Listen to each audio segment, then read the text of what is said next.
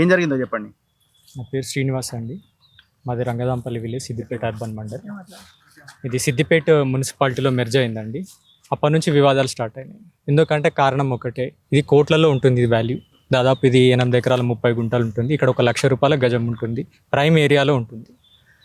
ఎప్పుడు లేని వివాదాలు ఈరోజు క్రియేట్ చేశారు. ఇన్ని సంవత్సరాల్లో నేను మా తాతల నుంచి తండ్రుల నుంచి నేను 4వ జనరేషన్ ఇప్పటికీ. మేము ఎన్ని రోజుల నుంచి ఎన్ని సంవత్సరాల నుంచి సాగు చేస్తున్నాం అని ఇది ఊరు చెప్తుంది, మా గ్రామ ప్రజలు చెప్తారు, ఈ చుట్టుపక్కల వాళ్ళ రైతులు చెప్తారు, అనేక మంది సాక్షులు ఉన్నారు ఇక్కడ. 1985లో మా తాత వాటా నుంచి వచ్చిన ఈ రోజు వరకు లేని సమస్యలు ఈ రోజు ఎందుకు వస్తున్నాయంటే మన కాంగ్రెస్ ప్రభుత్వం వచ్చినప్పటి నుంచి వస్తున్నాయి. ఎందుకు వస్తున్నాయంటే మన పొన్న ప్రభాకర్ మంత్రి అయినాక వచ్చినాయి. ఎందుకు వచ్చినాయంటే ఇక్కడ 1,00,000 రూపాయల గజం అయింది, వాల్యూ అయింది కాబట్టి, ఆయన మంత్రి అయింది కాబట్టి, ఆయన మంత్రి చెప్పినట్టు అధికారులు వింటారు కాబట్టి, ఇక అధికారులు వాళ్ళు పనుల కంటే హీనంగా ప్రవర్తిస్తున్నారు. వాళ్ళు ఎట్లా అంటే అట్లా చెప్తున్నారు. రికార్డులు 30 సంవత్సరాల రికార్డులు తొలగించారు. ఏంటండి నేను ప్రశ్నించని అడిగితే ఇందులో ఒత్తిళ్ళు ఉన్నాయి మాకు ఉంటే మీరు పైకి చెప్పుకోండి, పెద్దవాళ్ళకి చెప్పుకోండి. ఎవరు ఆ ఒత్తిళ్ళు అంటే మాకు మంత్రుల ప్రెజర్ ఉన్నాయంటారు. ఎవరు ఆ మంత్రులు అంటే పొన్నం ప్రభాకర్. మంత్రి పేరు చెప్పింది ఎవరు మీకు?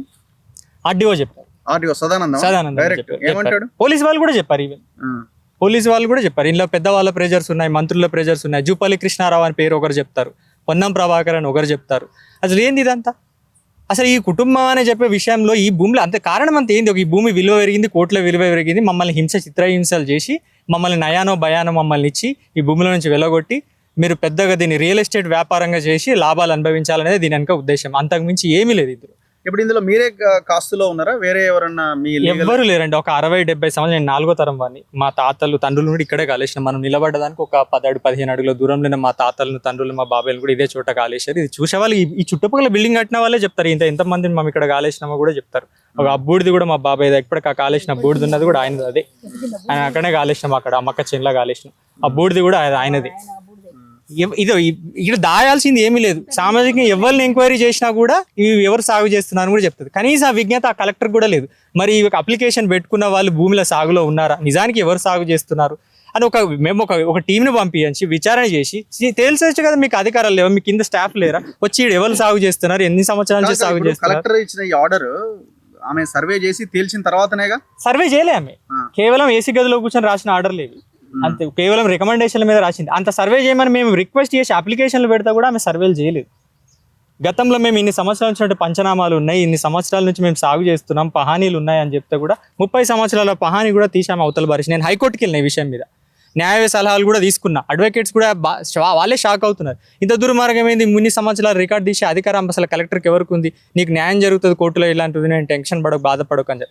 నేను మా మమ్మీ వాళ్ళని చదివించగలిగారు కాబట్టి నేను ఇంతవరకు నేను మాట్లాడుతున్నాను. వాళ్ళు కనీస సుఖాలు కూడా నోచుకోలేదండి. వాళ్ళు కనీసం ఒక బట్టకు తినలేదు, తిండికి తినలేక వాళ్ళు ఇంత కష్టపడి వాళ్ళకి చేను చేలక వ్యవసాయం తప్ప వేరే ప్రపంచమే తెలియదు వాళ్ళకి ఇన్ని సంవత్సరాలు. అట్లా కాపాడుకోవడమే శాపం అయిపోయిందా? భూమి ఉండడం శాపం అయిపోయిందా? లేకపోతే విలువ పెరగడం శాపం అయిపోయిందా? ఇది మా అనువంశికం అండి. మా ముత్తాత గారు ఆస్తి. మా ముత్తాత గారు వరంగల్ వాస్తవ్యులు, ఇక్కడ కాదు. ఆయనకు 5 కుమారులు. ఆయన వరంగల్ కాడ ఆస్తులు సంపాదించాడు, ఇక్కడ ఆస్తులు సంపాదించాడు. అది కాదనే విషయం ఏమి కాదు. ఆయన జీవితంలో ఆయన బ్రతుకుండగానే ఆయన వారసులకు వాటాలు కూడా పంచాడు. 1985లో ఆయనే దాదాపు మా తాతగారికి ఇక్కడ 20 ఎకరాల పైజీలు ఊర్లో కూడా ల్యాండ్ ఉంటుంది. అక్కడ ఇక్కడ కలిపి ఆయన పార్టీషన్ ద్వారా ఈ పంచోటి, ఈ రాత కూడా ఎవరు రాయరండి ఇప్పట్లో. ఇది చదువుతా గొలుసు కట్ట రాత కూడా ఎవరికి అర్థం కాదు. దీన్ని అబద్ధం అంటారు, ఆమె ఇది తప్పుడు అంటారు. సరే, ఈ కాగితం ప్రకారమే మేము మోకా మీద ఉన్నామా లేదా అనే విచారణ కూడా చేస్తే తెలిసిపోతుంది కదా. ఈ కాగితం ప్రకారం అసలు ఇన్ని సంవత్సరాలు మేము ఉన్నారా లేరా?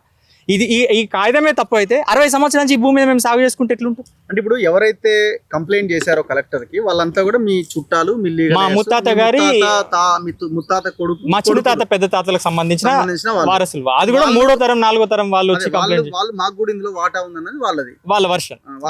మరి మీరు లేదని ఎట్లా అంటారు? మంచి ప్రశ్న. వాళ్ళకు లేదు అని చెప్పడానికి 1985లో ఈ పంచోటి జరిగింది. ఉమ్మడి ఆస్తులు వాళ్ళు అక్కడ తీసుకున్నారు, మేము ఇక్కడ తీసుకున్నాం. దానికి వరంగల్లో ఉంది, ఇక్కడ ఉంది. దానికి ఉదాహరణ అది మొదటి నుంచి వాళ్ళు అక్కడ ఉండడమే ఉదాహరణ, మేము మొదటి నుంచి ఇక్కడ ఉన్నదే ఉదాహరణ. అసలు వాళ్ళకి ఇక్కడ విషయాలు తెలియదు, మాకు అక్కడ విషయాలు తెలియదు. ఇక్కడ ఈ ప్రాంతంలో వాళ్ళని ఎవరు గుర్తుపట్టారు, అక్కడ ప్రాంతంలో మమ్మల్ని ఎవరు గుర్తుపట్టారు. ఇది ఇట్లా తరతరాలుగానే జరుగుకుంటూ వచ్చింది. ఇది అట్లే మా తాత తండ్రుల నుంచి జరుగుకుంటూ వచ్చింది. ఈ 2025లో సడన్ గా ఈ వివాదాలు ఎందుకు వచ్చినాయి? సరే, వాళ్ళు కుటుంబ పంచాయతీ అని తెలివిగా తప్పించుకుంటారు. తెలివిగా ఇది కుటుంబ పంచాయతీ అంటే, మరి కుటుంబ పంచాయతీ అయితే కోర్టులు, న్యాయస్థానాలు, పంచాయతీలు మేము వివాదాలు తెచ్చుకుంటాం. మరి పొన్నం ప్రభాకర్కి ఏం సంబంధం? బాలాజీ రియల్ ఎస్టేట్స్కి ఏం సంబంధం? వీళ్ళకి ఏం సంబంధం? కాదు. ఇప్పుడు ఈ బాలాజీ రియల్ ఎస్టేట్ ఎప్పుడు ఎంటర్ అయింది?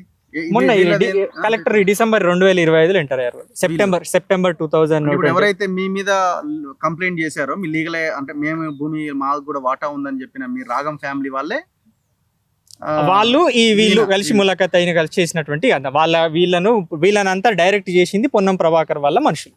అంటే మీకు సంబంధించిన వాళ్ళు కూడా వాళ్ళు ఫస్ట్ ఇనిషియేటివ్ తీసుకోవాలి. ఇన్ని సమస్యలు ఎప్పుడు జరగలేదు. జనరల్ గా ఎక్కడైనా పోతే ఆర్డీఓ కంప్లైంట్ చేయడం, కలెక్టర్ కంప్లైంట్ చేయడం, కోర్టులో పిటిషన్ వేయడం అదే సహజంగా చేశారు. అక్కడ కూడా కోర్టులో ఎక్కడ రిలీఫ్ రాలేదని చెప్పేసి ఊరుకున్నారు. కోర్టుల కేసులు కూడా ఓడిపోయానని ఊరుకున్నారు. అదేంత జరగలేదు, అంత ప్రశాంతంగానే జరిగింది. 2025లో సడన్ గా ఈ అప్లికేషన్ ఎందుకు వచ్చింది? 30 సంవత్సరాలు రికార్డు తీయాలని ఆ దుర్మార్గమైన ఆలోచన ప్రణాళిక ఎవరు చేసిరు? దీని వెనుక ఈ మాస్టర్ మైండ్ చేసిందంతా పొన్నం ప్రభాకర్ వాళ్ళ మనుషులు, వాళ్ళ అన్న కొడుకు. ఏమని ఇది కుటుంబ పంచాయతీగా చిత్రీకరించి లేదు ఈ రికార్డ్ అంతా వాళ్ళందరికీ వస్తుందని ఒక అప్లికేషన్ మీరు పెట్టి అందులో విషయాలు ఏవి చెప్పదు. ఆ కలెక్టర్ కూడా మేము ఎన్ని ఆధారాలు సమర్పించినా ఆమె ఏవి పట్టించుకుంటలేదు. నువ్వు ఏమని ఉంటే నా పై అధికారులకు ఫిర్యాదు చేసుకో, CCLA కమిషనర్కి వెళ్ళి ఫిర్యాదు చేసుకో, నేను తప్పు చేయలేదు అని అంటున్నాను. మరి తప్పు చేయకపోతే క్షేత్రస్థాయిలో 16 ఎకరాల భూమి రికార్డు ఎట్లా వచ్చింది మేడం? ఆ రికార్డు అని చూపించండి కనీసం మాకు. 16 ఎకరాల భూమి ఎట్లో మీరు వ్యవసాయ భూమి ఉందని 16 ఎకరాలు చెప్పారు. మరి అక్కడ వ్యవసాయ భూమి 16 ఎకరాలు ఉందో నువ్వు సర్వేని చేసి పెట్టుకోవచ్చు చెప్పొచ్చు కదా. ఇప్పుడు బిల్డింగ్లు అన్ని ఆ 16 ఎకరాలు అందులో ఉన్నాయి, అన్ని అమ్మేసిన ప్లాట్లు అయిపోయినాయి. ఎవరో బిల్డింగ్లు కట్టుకొని వాళ్ళు కూడా ఉన్నారు. కానీ రెవెన్యూ రికార్డులో మాత్రం 16 ఎకరాల భూమి చూపిస్తున్నారు. బాలాజీ రియల్ ఎస్టేట్స్ పేరు మీద 16 ఎకరాల భూమి. ఇప్పుడు నిజంగానే పంచవటి వివాదం అయితే 8 ఎకరాలు 30 గుంటే అయితే 8 ఎకరాలు 30 అని ఉండాలి. అయితే వాళ్ళకన్నా ఉండాలి, అది మాకన్నా ఉండాలి. నిజంగా వాళ్ళన్న పంచాయతీ నిజమని వాళ్ళు సమర్థించుకుంటే మరి 16 ఎకరాల భూమి ఎక్కడికి వెళ్ళి వచ్చింది? వస్తే చూపిమనండి, మేము కాదంటున్నామా? మేము ఇప్పుడే క్షమాపణ కోరుతాం. అది నాకు సంబంధం లేదని చెప్తున్నాను. మీరు ఒక బాధ్యత గల అధికారం, మీరు సంబంధం లేకపోతే ఎవరి దగ్గరకు పోతారు? అంటే మీ వ్యవస్థలు ఇప్పుడు ఈ మంత్రులైన ప్రభుత్వం వచ్చింది, ప్రజాప్రభుత్వం, రైతు ప్రభుత్వం అంటుంది. నేను రైతులకే విజ్ఞప్తి చేస్తున్నా, రైతు లేనిది భూమి లేదు, భూమి లేనిది రైతు లేడు. మరి ఈ ప్రతి రైతుకి ఈ సమస్య వస్తుంది. భూములు కాపాడుకున్న ప్రతి రైతుకు సమస్య వస్తుంది. విలువగల భూమి ఉన్న ప్రతి రైతుకి ఈ సమస్య ఏదో ఒక రోజు, ఈ రోజు నా వరకు వచ్చింది, నా కుటుంబం వరకు వచ్చింది, రేపు ఇంకోల వరకు వస్తుంది. ఇప్పుడు ఈ OS number 19 of 2018 in the honourable first class, అది 9 అయితే 19 అని తెలుగుగా రాసింది ఆమె. OS 9 వాస్తవం. ఓకే, నేను చూడలేదు, తప్పు అది డిస్మిస్ అయింది. ఎవరు వేసిరా పిటిషన్? ఈ వరంగల్ పార్టీ వాళ్ళే వేశారు మీ మీద, మా మీద, ఇదే ల్యాండ్ మీద వేస్తే ఆ సూట్ కూడా డిస్మిస్ అయింది. అది సూట్ కూడా డిస్మిస్ అయింది, వాళ్ళకి వ్యతిరేకంగానే వచ్చిన విషయాన్ని కూడా ఆమె పరిగణలోకి తీసుకోలేదు. లేదు అందరికీ 5 భాగాలు ఉంటాయి అని చెప్తుంది. 5 భాగాలు ఉన్నాయని చెప్పడానికి నీకు హక్కు ఉందా? నువ్వు కలెక్టర్వైనా విజ్ఞత కలదని, నీకు కామాసం తెలియదా? నీకు న్యాయ నిపుణులు కూడా ఏం చెప్తున్నారు అది అడగండి ఒకసారి. అసలు కలెక్టర్కి పంచోటి చేసే అధికారాలు లేవని. పోనీ నువ్వు పంచోటి చేసినా కనీసం సర్వే చేసి ఏ భూమి ఎక్కడుంది, ఎంత ఉందనేదని నువ్వు చేసినావు. కనీసం 16 ఎకరాల భూమి ఉందని నువ్వు రాసిచ్చినావు. ఇక్కడ 16 ఎకరాల భూమి ఉందా? ఇక్కడ ఇప్పుడు మీ మీద పిటిషన్ ఇచ్చిన వాళ్ళకి ఏమైనా ఆస్తి తక్కువ వచ్చిందా? మీ ముత్తాత దగ్గర ఎవరికి ఏది తక్కువ రాలేదు. కాదే విలువ పెరిగింది. విలువ పెరగడం వల్ల ఈ సమస్యలంతా, కాపాడుకోవడం వల్ల ఇదంతా. మేము కాపాడుకోవడం ఒక శాపం, విలువ పెరగడం ఒక శాపం. ఇప్పుడు మాకున్న శాపం అంతా పెరిగిందంటే విలువ పెరగడం, దాన్ని మేము ఇంతవరకు కష్టపడి కాపాడుకోవడం. ఇదే మేము చేసిన తప్పు, ఇంకా వేరే ఏ తప్పులు లేవు. అందరు రైతుల లెక్కనే మాకు భూములు ఉన్నాయి, అందరు వ్యవసాయం చేసుకున్నట్టే మా కుటుంబం వ్యవసాయం చేసుకుంటాం. కాదు ఇప్పుడు మ్యూటేషన్ ఎందుకు కావాలి మరి? మీ పేరు మీద మ్యూటేషన్ అయింది, మా పేరు మీద, మీ పేరు మీదనే ఉంది ఇప్పుడు ఉండబట్టికే కదా ఆమె తీసేసింది. 2025లో మా రికార్డు మా పేరు మీద మ్యూటేషన్ ఉండబట్టికే కదా ఆమె తీసేసింది. ధరణిలో కూడా తీసేసింది. ధరణిలో మీ పేరే ఉండేనా? అది 2025 వరకు మా పేరే ఉండే. ఆమె ఆర్డర్లే స్పష్టంగా చెప్పింది కదా, మీ రికార్డ్స్ చెల్లవు, మీది ఇల్లీగల్ రికార్డ్స్ అని చెప్పేసి 30 సంవత్సరాల రికార్డ్స్ ఇల్లీగల్ అని చెప్పి ఆమె తేల్చేసింది. నీ డాక్యుమెంట్స్ కూడా మా తాతగారు కోర్టు ఆర్డర్ ఉండాలి, ఏమీ లేదు. మరి ఇక్కడ వాళ్ళకి మీ వాళ్ళకి ఇచ్చినట్టు అక్కడ వరంగల్ మీకు ఏమైనా ఇచ్చినట్టు ఆధారాలు ఉన్నాయి? వరంగల్ ఏమైనా షేర్ ఇచ్చిందా? మేము అక్కడ షేర్ వాళ్ళకి వెళ్ళిపోయింది, ఇక్కడ షేర్ మాకు వచ్చేసింది. ఇప్పుడు ఇప్పుడే చేసింది మా ముందు ఎప్పుడైనా చేయలేదు. పాస్బుక్ క్యాన్సిలేషన్ అథారిటీ, ఆర్డీఓ ఉన్నారు కదా, కంప్లైంట్ అథారిటీ, అదే వాళ్ళని అడగాలండి. నేను అదే మా రిటర్న్ గా మేము నోటీసులు వచ్చినాయి, ఆర్డీఓ నుంచి నోటీసులు వచ్చి, కలెక్టర్ నుంచి, ఆర్డీఓ నుంచి, కలెక్టర్ నుంచి నోటీసులు వచ్చినాయి. మేము చెప్పినాం, వాళ్ళకి వివరణ కూడా చెప్పినాం. మాకు ఈ ప్రకారంగా కబ్జాల్లో మేము ఉన్నాము, మాకు ఈ ప్రకారంగా ఇన్ని సంవత్సరాల నుంచి మేము అనువంశికంగా ఉన్నాము, మాకు ఈ ప్రకారంగా ఆస్తులు వచ్చినాయి, మీరు విచారణ కూడా చేయండి, సర్వేలు కూడా చేయండి అని చెప్పినాం. సర్వేలు చేయకపోగా ఆర్డీఓ నా మీద పోలీస్ కంప్లైంట్ ఇస్తాడు. ఏమని? బాలాజీ రియల్ ఎస్టేట్ అనే వ్యక్తి అట అతను కంప్లైంట్ ఇచ్చిండట, నేనట ఆయన సర్వేకి అడ్డుపడుతున్నానట, ఆర్డీఓ సర్వేకి. నేను ఉన్నది ఇక్కడ, నేను పుట్టి పెరిగింది. ఆ బాలాజీ రియల్ ఎస్టేట్ అని నేనే ట్రెస్ పాస్ అయ్యానని కేసు పెట్టారు. దానికి దురదృష్టం ఏంటంటే కంప్లైంట్ ఉన్నది ఆర్డీఓని, నా మీద కంప్లైంట్ ఇచ్చింది ఆర్డీఓని. ఆర్డీఓ ఏ ఆధారంగా కంప్లైంట్ ఇచ్చిందంటే బాలాజీ రియల్ ఎస్టేట్ అతను అతనికి అప్లికేషన్ పెట్టుకున్నాడు ఈ భూమి సర్వే చెప్పమని చెప్తే.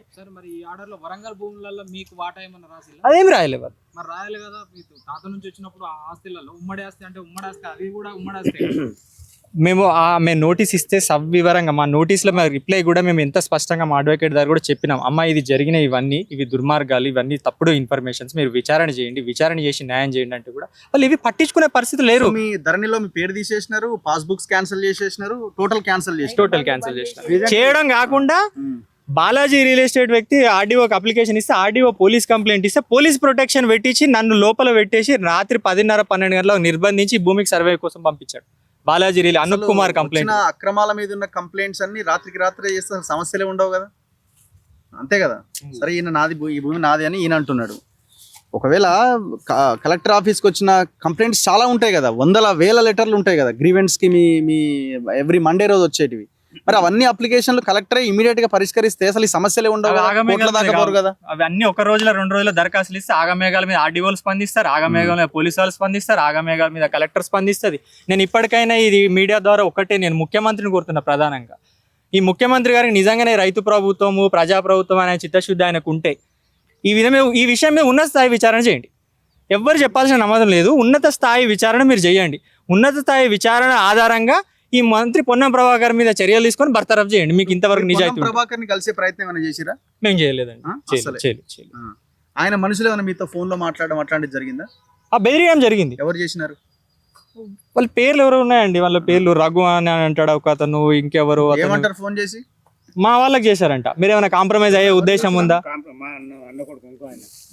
కాంప్రమైజ్ అవుతారా కారా? ఇంకా మీ ఇష్టం, మరి ఇంత లేకపోతే మీరు ఇంకా కోల్పోతారు. కోర్టులో కూడా తీర్పులు మాకు అనుకూలంగా వస్తాయి, మాకు ఇన్ఫ్లుయెన్స్ ఉన్నది, మేము అట్లా కూడా మేము మేనేజ్ చేస్తే శక్తి మాకు ఉన్నది, ఇలాంటి రకరకాల మాటలు ఇక చెప్పుకుంటూ పోతే వాళ్ళు మా అమ్మ అవుతుందండి. మీ భూమేనా అమ్మ ఇదంతా? మా భూమి. మరి ఎట్లా ఇది కాదంటున్నారు కదా మీరు? మీ ఇంకో వేరే వాళ్ళు ఉన్నారు కదా లీగల్ ఎయిడ్స్ అని అంటున్నారు కదా, వాళ్ళు వారసత్వం కింద మాకు కూడా ఉన్న వాటా అంటున్నారు. వారసత్వం మీద వాళ్ళకి అక్కడ వచ్చింది, మాకు ఇక్కడ వచ్చింది. వారసత్వం అంటే ఎప్పుడు ఉంటది వారసత్వం, మరి వచ్చినా అది తీసుకొని పోవుడేనా? అప్పుడు మా దగ్గర అన్నం తిన్నామంటే అన్నం లేదు, మక్కలు గట్క ఇసురుకొని తినుకుంటా బాయిగడ్డల మీద వండుకొని పని చేసినాము. ఇప్పుడు నేను నా పెళ్ళైన నుంచి చెప్తున్నా, మా మామ వచ్చింది ఎప్పుడో వచ్చిండు, ఆయన ఎప్పటి నుంచో ఉన్నాడు. మరి నేను 82 నుంచి ఈడ వ్యవసాయం చేసుకుంటూనే ఉన్నా. ఇప్పుడు 82 నుంచి ఇప్పుడు నేను లేనట్టేనా? మరి ఇన్ని లేనట్టు అయితే మరి ఇన్ని రోజులు మమ్మల్ని ఈడ ఎందుకు ఉండనిచ్చిండ్రు? ఎప్పుడో తీసేయాలి కదా. మా భర్త కూడా వ్యవసాయం చేసి అదే బాయిలో చెట్లు కొట్టబోయి పడి చనిపోయిండు. పేపర్ స్టేట్మెంట్ ఉంది, కావాలంటే చూపిస్తాం మీకు. ఆయన బాయిలో పడి చనిపోయిండు. మా ఆయన